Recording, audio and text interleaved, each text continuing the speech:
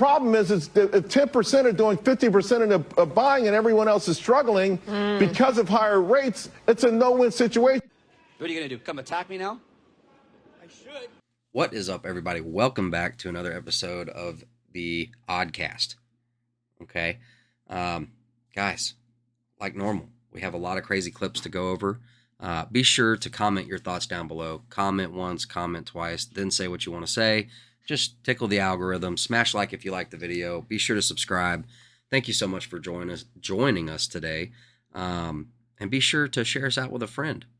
All right. Well, without further ado, let's go ahead and hop into this show. This variety of odd videos. And let's try to make some sense. No, I don't think that's going to happen. Let's talk. Let's talk about it. All this talk about a tariffs war between the U.S. and Canada, this like economic conflict about who's going to get their way and whatnot. This guy has a pretty interesting take on it. Let's see what he's saying. Would you believe these insane tariffs that the U.S. is bullying Canada with? 250% for milk, 291% for butter, 208% for whey, 241% for cheese? How could we do this to our neighbor?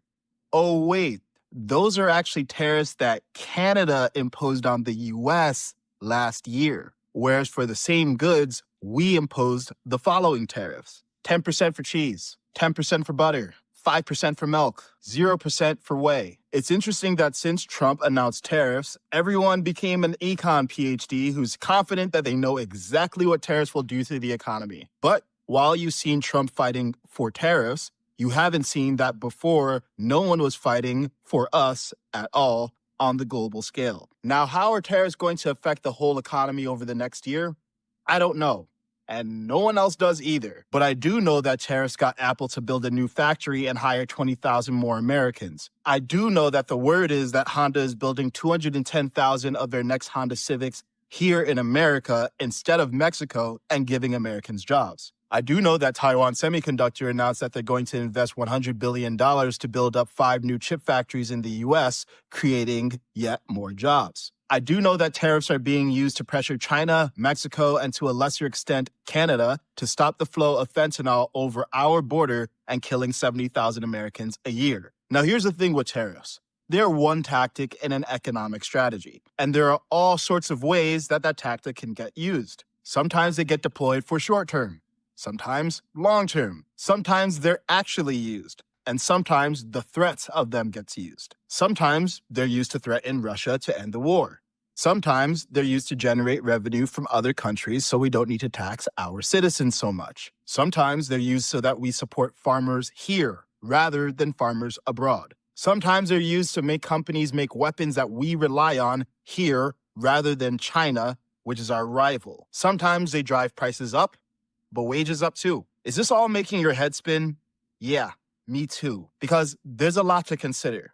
Macroeconomics are complicated, and it takes time to play out. Rather than focusing on every move on the chessboard, we need to all zoom out and ask ourselves, do I think my president wants America to win? Am I listening to people who want my president to fail so that they're proven right, even if that means America goes wrong? Am I willing to tolerate short-term disruption for long-term gain? Look, no one should have blind faith in any leader, but blind negativity just hurts everyone, you included. And remember, if you can't make a strong argument for the opposition against your side, then you're not seeking the truth.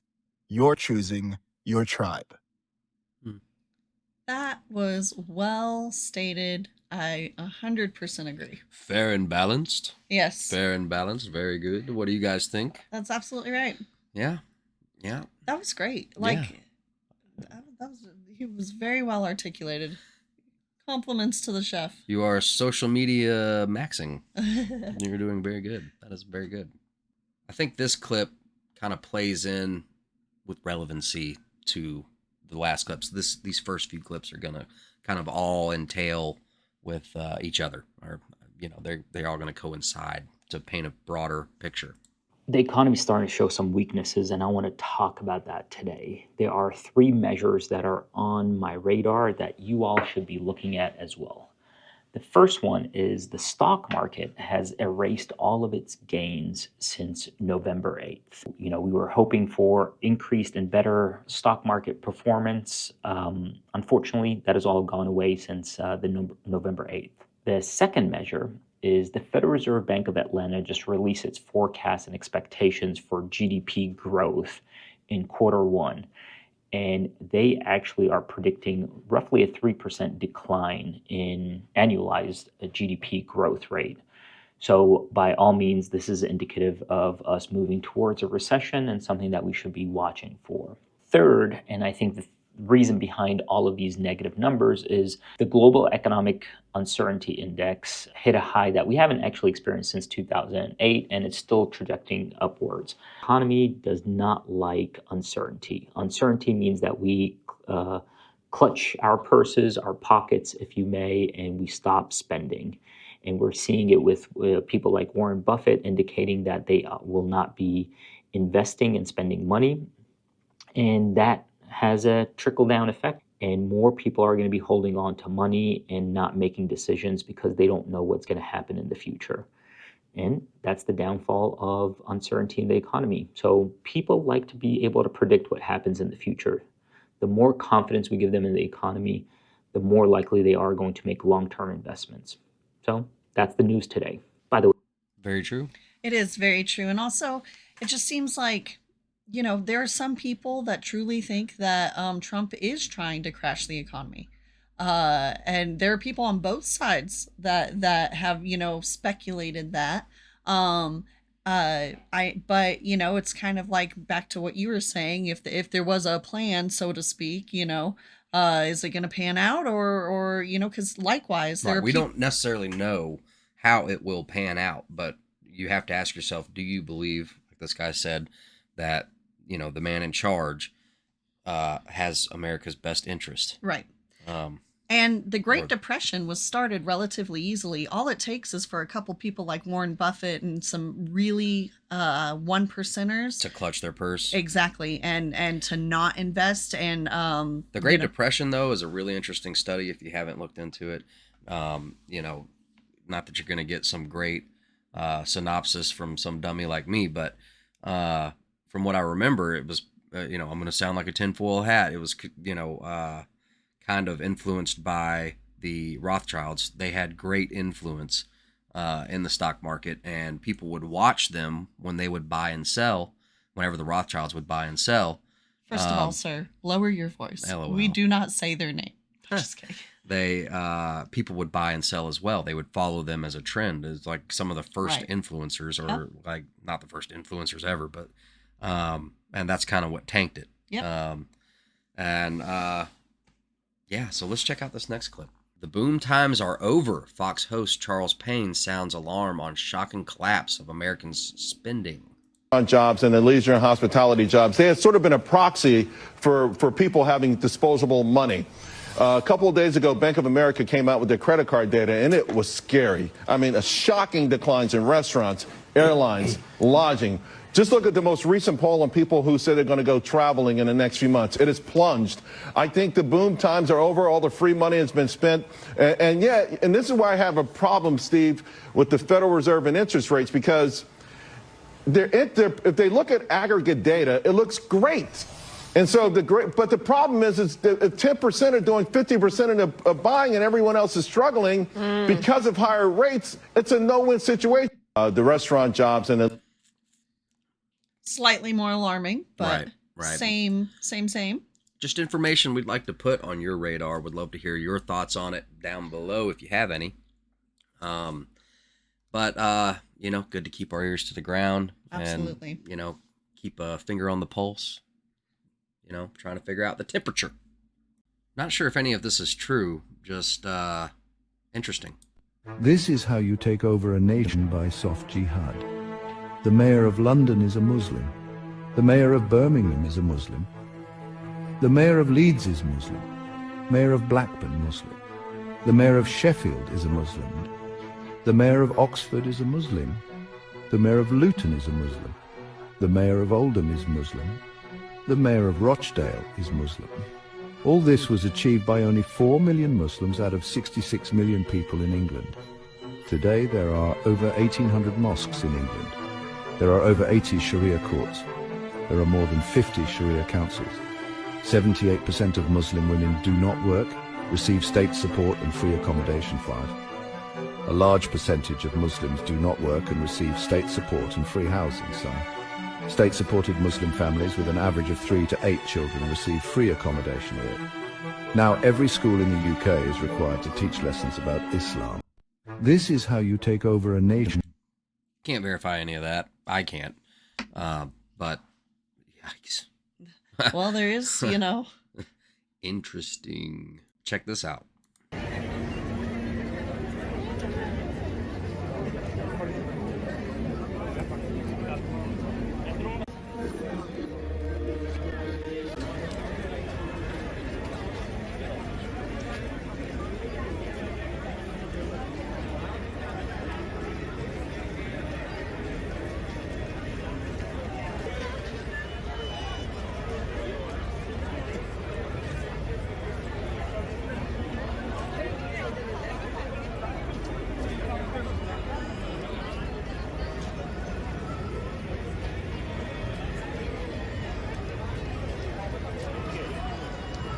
So, I mean, a lot. I see a lot of comments of people saying it's definitely not the Canada that we were born in and grew up in anymore. Right. And I mean, every major city is going to have, though it's melting pots, you still, you segregate, you know, you want to be birds of a feather flock together. So every major city is going to have parts that are certain, you know, cultures, religions, whatever, you know, whatever they feel assimilated by. Now check out Deerfield.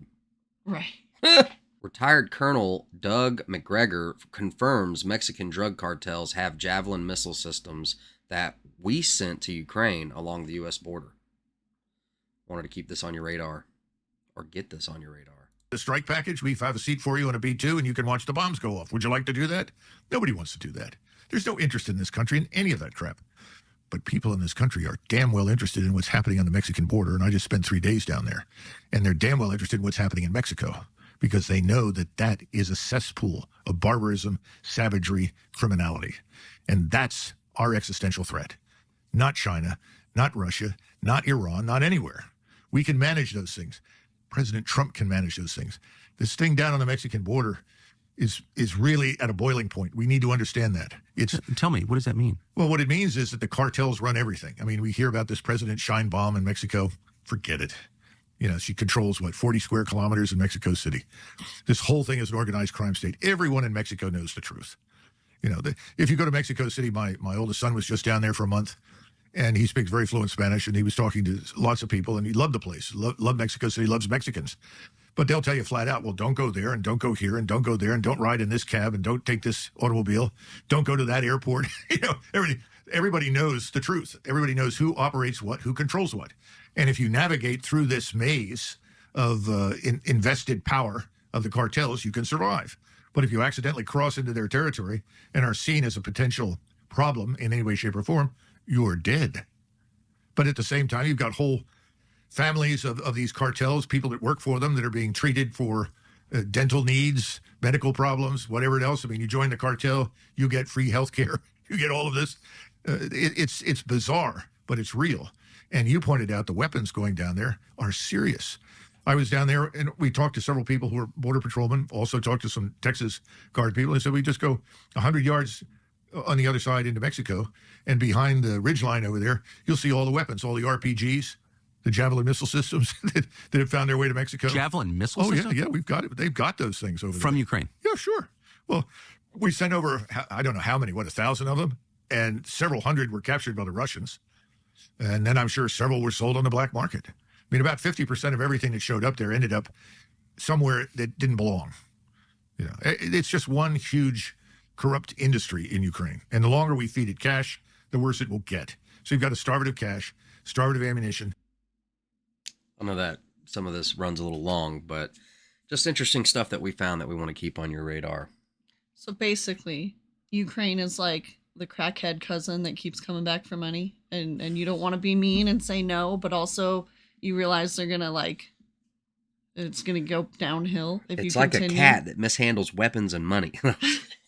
You keep giving it food and it keeps coming back and selling all the weapons and money, and it's like.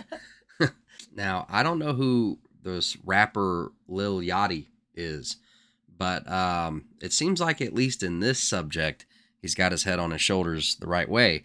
And also, speaking of scams and mishandling funds, let's just check this little clip out. You spent $100,000 on a trip to Disney once. How much have you spent on charitable causes this year? Let's start cooking these pancakes. This year technically just started, so this year, it's hard to. What about last year? Well, last year, it's hard to gauge. Oh, right. So what about the year before last year? Oh, well, that year, that's a good year. Yeah, it's just blurry. I be doing so much. BLM? Since you want to be so black powered? BLM is a scam. Clip that. Send it to the fucking news. BLM was literally a scam. They had bought mansions, and you probably wouldn't know anything about it because you don't care about black people. So you don't follow black I do care about black people. Look at my chocolate. You're mad. It's a disguise. You're mad. I think I'm literally the most pro-black person in this room. Because you have an all-white staff? They're not white. They're POC. I'm gay. Thank you. What? Don't laugh. I do have a gay, so I also am. Gay? It's funny that they start like, I'm not white, I'm gay. Minority rivaling. It's like, this is my token. I don't know. It's just funny. I don't know. He's zinged her though. I don't think he wants to make pancakes with her anymore. I think he's like, you know what? Keep your pancakes. I'll stop at IHOP. Clown World says Lil Yachty is right. BLM took millions in donations and spent it on luxury mansions instead of the communities they claimed to help. One of the biggest scams of the decade, and the receipts are everywhere. It's just so funny. I also have a gay. LOL. This is so wild, man. You spent. Okay, super interesting. This one, again, can't verify this. Just saw it, wanted to put it on your radar. Whoa. Okay, whoa. Super interesting for me. Previous to us covering the BLM riots, before I started going live covering the BLM riots, the way that I started doing that was anytime stuff was popping off, I would have multiple screens up. Okay, like the Ferguson riot was kind of the first BLM riot about Michael Brown and all that, right? And I would have multiple angles, every possible, I would have her phone, my phone, my computer, her computer, and I was looking at multiple live streams trying to figure out exactly what was going on. The firefighters were getting shot at. It was hardcore. Ferguson turned into Afghanistan for a night. Right. Yep, I remember. But so I was very interested in especially live situations like riots, okay, the Las Vegas shooting. And speaking of the Las Vegas shooting, okay, and I don't know how much of y'all have delved into that, but I delved into it pretty hard, okay? And I'm not going to come out and make any definitive comments or statements about what really happened or went down. It's just very interesting. Anyone recognize this man, Maui Police Chief John Pelletier, who was also incident commander for the 2017 Las Vegas shooting? He used to be an incident commander working with law enforcement in Las Vegas at the exact same time as Las Vegas shooting. Just so happens to be the police chief in Maui now. How do you make that jump? Whoa, you worked in Vegas during that shooting right in front of the Luxor, the giant black pyramid, right? And anyway, he was just named in a Diddy case, the Diddy situation. I don't know how to Diddy. No, he diddle. Let's check this out. Said of the 89 souls lost, only 2 have been identified, or that's of the recent. So of the 89, so realize this: we when we find these, our family and our friends, the remains we're finding is through a fire that melted metal. Right. And, my opinion is it probably was started from the sky and can't catch blue things on fire. That's not, I'm not wholeheartedly believing that, but, I keep my mind open to the possibility. That's right. I'm not going to sit over here and act like they don't have that kind of technology these days, but that's not my point. It's just so weird that this guy was involved in the incident. He was the incident commander in Las Vegas during the Las Vegas shooting. Okay. And then it's like, now he's the police chief in Maui. Doesn't that sound like some kind of favor bump up or like? And if you saw it just once, maybe you'd be like, all right, that just seems weird. But look at the New Orleans police chief. Yeah, do a little research on the New Orleans police chief. What chief. all was she in? She's been around the block. Yeah, okay. I don't have all the information on me right now, but I encourage all of you, little homework, do your research on the sheriff of New Orleans and all the stuff that she's been involved with. And then boom, January, there's a terrorist attack on Bourbon Street with an electric vehicle, okay? And she just so happens to be in charge. And there's something to it, okay? I'm not going to put my finger on it, but there's a dot. And I don't know if I'm connecting all of them, but I'm seeing them, That's right. All right? We're just pointing it out to you, much smarter folks. You guys can help us figure it out. Okay, so what's going on here?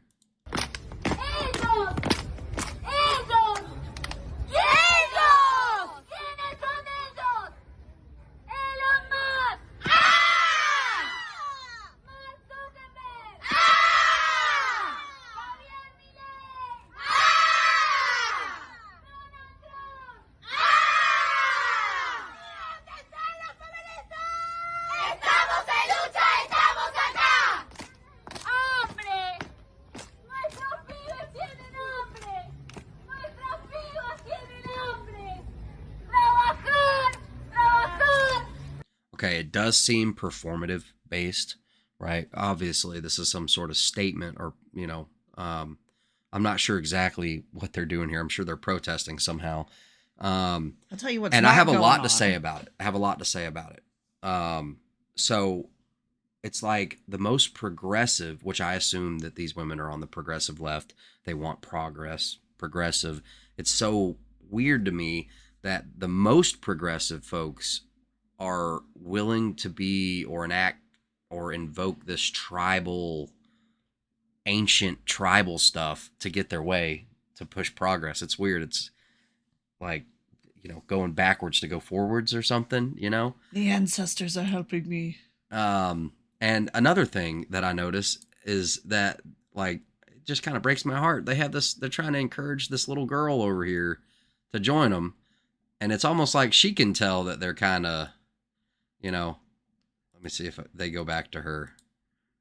There's a spot where you can see the kid, and the kid's like, this is kind of weird. But what I think they're trying to do is this, like, Maori, like that crazy battle, screaming crazy face to psychologically, Oh, remember when they did this in, oh shoot, I can't remember. Never mind. But they did this in like they did it in movies. Absolutely. But they did It's it in become like popular. legislative recently. Oh, that's right. That's right. And it was very intense. Yeah. It was. Well, it's always intense. That's the point. It's supposed to be some kind of psychological. That would be intense too. Like if, you scrolled over it, that's fine. Right. But Well, we can't show that. if pictures could smell, am I right? Right. At the core of liberalism is the spoiled child, miserable as all spoiled children are, unsatisfied, demanding, ill-disciplined, dystopic, and useless. Liberalism is a philosophy of sniveling brats. I don't know who PJ O'Rourke is, but that's a pretty concise statement. Yeah. So these are the people that think you are crazy for voting for Donald Trump. Huh.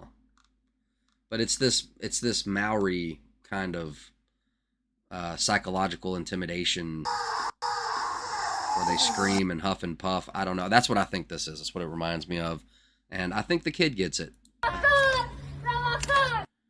The kid is like, they're trying to, I don't know where the kid is, but She's over there. Right. There she is. There, and the kid's looking like, I don't know. Anyway. Head anyway. Shoulders, is that the one? No, okay. Please let me know what's going on here. I would love to hear your synopsis. I'd love to hear your comments on it. So please be sure to comment down below.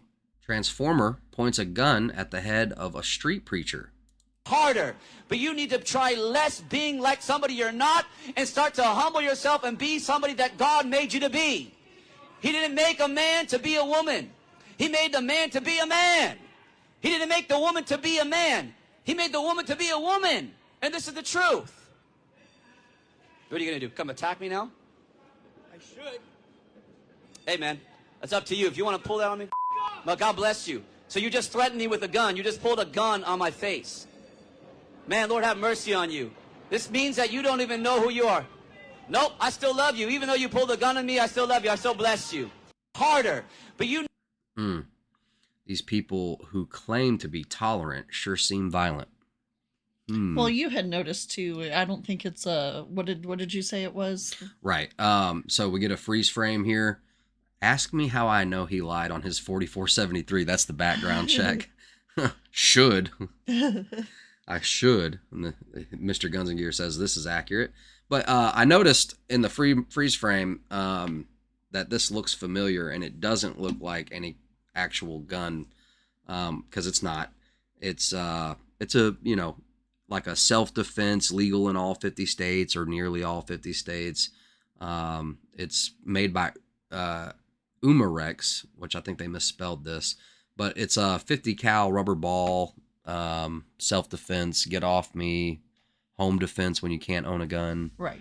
But at point blank range, that's it's still gonna give you a bad day. Right. If he would have pulled the trigger and shot a rubber ball at point blank range like that, that would have been bad. It could have, you know, possibly dislodged his eye, or it could mess your day up. They're not super powerful, but they absolutely do hurt. Right. I mean, I don't know who's the radical one. The one wearing a wig, dressing like, you know, carrying a not real gun. I do think we'll get to a point where you won't be able to preach on the street anymore. I mean, you're already pretty much there. Right. So once you start to, like, and I've seen this in little clips online where someone will be preaching a good word, like they'll be speaking good stuff, and, you know, someone will call the cops show up, and the cops are like, you're causing a scene. Right. And the preacher's like, well, First Amendment, which is freedom of speech and the freedom of religion. And, you know, I've seen street preachers get hauled off to jail, arrested. And that's just on the law enforcement side. That's not counting the absolute pandemonium that I've seen street preachers go through with, you know, leftist agitators that come up and harass. And they do have a very demonic energy about them. And that's, you know, it's spiritual warfare at this point. You know, the word, let's get into some word. Watch therefore, for you know neither the day nor the hour in which the Son of Man is coming. Matthew chapter 25:13. So we should be watchful. We should be watching. Watch therefore, for you know neither the day nor the hour in which the Son of Man is coming. So don't be a date setter. You're right. You know what I mean? Just because we see certain figureheads rise and, you know, it looks like the technology is leading towards a certain mark. You won't be able to buy or sell without their certain system that could be coming with the digital currency in the future. It sounds like it's all working towards prophecy, revelations. We should be watchful, but not setting dates. Even though it looks like it's heading that way, we could still be a ways off. You know what I mean? But watching. Because we don't know the day or the hour. That's right. Only the Father in heaven knows. I can do all things through Christ who strengthens me. That's important to remember. Philippians chapter 4, verse 13. I can do all things through Christ who strengthens me. Don't forget that. Reach out to him, especially when it seems impossible. All right, everybody. That's all we have for today. We will see you in the next one. Please, like I said, comment down below. Comment again. Then say what you got to say. Smash like on this video if you liked it. Subscribe if you haven't subscribed already. And please be sure to share it out with some friends. thank you so much for joining us on today's episode, guys. Y'all be blessed. Have a blessed rest of your day. We will catch you guys on the flip side.